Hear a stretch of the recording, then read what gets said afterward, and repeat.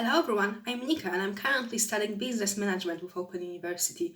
I'm currently doing only one module, which is B100 Introduction to Business Management, and I just submitted my first assignment this week.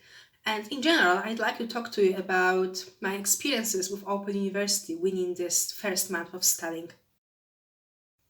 First, let's talk about the assignment, or TMA's Teacher Mark Assignment, as they call it here.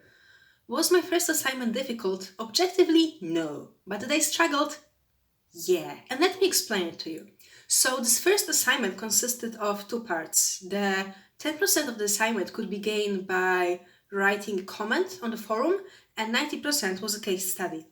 And it might be weird, but I actually really struggle with writing those comments and posts on forum because I usually don't do it, and I'm kind of about self-conscious about what I put online, and I'm always afraid that people would judge me and think I'm stupid or something like this.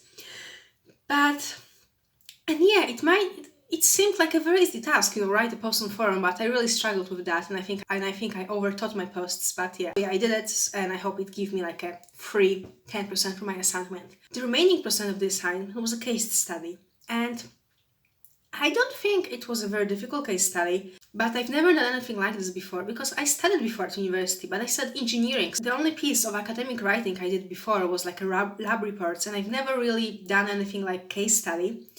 So it was very hard for me to think about what to write because, like, let me explain. In engineering, there's only one correct answer. 2 plus 2 is equal 4, and you can't argue with that. And here in case study, there can be a lot of correct answers. You just have to argument it, right?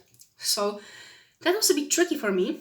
And another thing I found a bit tricky here is like a business style of referencing, because I did a lot of referencing before, but they were all like engineering style. In engineering, when you reference something and you want to indicate in text that you take this idea from somewhere, you do a square bracket and you put the number inside of it, and then you put the description of what it is at the end in the reference section. But the business way of referencing tells you to write the author's surname and then the date next to it in the text. And I think that engineering way of referencing looks more clean and it's easier to read. But on the other hand, the business way of referencing gives more credit to the author. Also, it's worth pointing out that we had a lot of support from the university in preparation of this first TMA, and that included a special forum group related only to those TMAs, and the tutors were very nice in answering all the questions. Also, we had a special tutorial. They were live. We could book them, and it's like a meeting with the tutor that you can book and go there and ask the question and listen to them talking about the assignment. There's one thing I don't like about booking those tutorials is the fact that the good dates, and by good dates I mean the dates that are good for me. So because I'm full-time employed, I can't really do like Monday, Tuesday, Wednesday. I can't really do it because I'm at work. So the tutorials that are during the weekend, there's only a certain amount of people that can attend them, and the places disappear very, very quickly. So, for example, on my first day of university, I wanted to go there and book some tutorials, and the weekends one were already gone. So you need to be quick if you want to get a tutorial at a good time in the weekend. There's over 2,000 students sign up for this module, so of course we are split into smaller groups, and each group has its own tutor to which we can go for help. But of course, if our tutor is not available, we can go and ask other tutors, and they are also very happy to help and answer any questions we may have. So the thing I like with Open University is the fact that you can study whenever you want, and that I can decide my own timetable, and I really like the flexibility it gives me. But on the other hand, it's a bit tricky because it's very not so easy to stay systematic with your studying, because you think, oh, I will do it next week, or I will do it next week, and then you don't.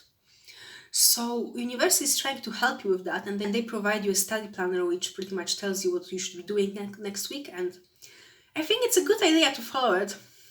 But I'm kind of struggling with it a little bit because I was never a systematic student.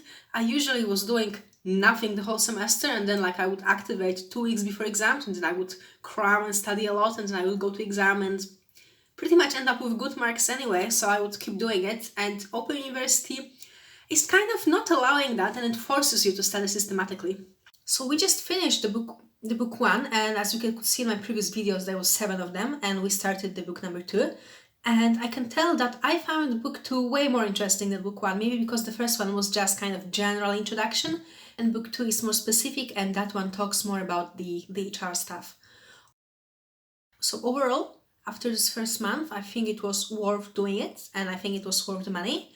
Now I need to think what modules I will study next, and because there is quite a big choice. You will probably hear again from me in a month or two when I will give you an update about what's going on and when I will tell you about my module choice. That's all for now. Bye!